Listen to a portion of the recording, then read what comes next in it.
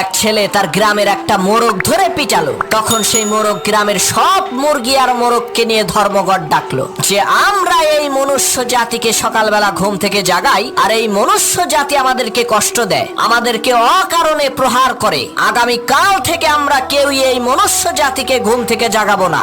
দেখি ওরা কি করে কাজকর্ম করে খায়। যে কথা সেই কাজ। তারপরের দিন সকালে সেই গ্রামের একটা মোরগও ডাকাডাকি করলো না, চুপ করে রইলো। কিন্তু তারা ক্ষোভ থেকে বের হয়ে দেখলো একই অবাক কাণ্ড। গ্রামের সব মানুষ ঘুম থেকে উঠে তারা তাদের কাজকর্ম করছে। তখন গ্রামের সকল মুরগি আর মোরগ বুঝতে পারলো আমরা যদি না থাকি, বাকবাকুম করে না ডাকি, তাহলে মানুষের জীবন ধারায় কোনো পরিবর্তন হবে না। ঠিক একই ভাবে বন্ধু, তুমিও যদি না থাকো এই পৃথিবীর কিছুই আসবে যাবে না। তুমি তো ভালো, পৃথিবীর বিশাল বড় রাজা বাদশাহ নবী রাসূল তারাও চলে গেছে, তাই বলে কি পৃথিবী থেমে আছে? পৃথিবী তার আপন গতিতে চলছে আর কিয়ামত পর্যন্ত।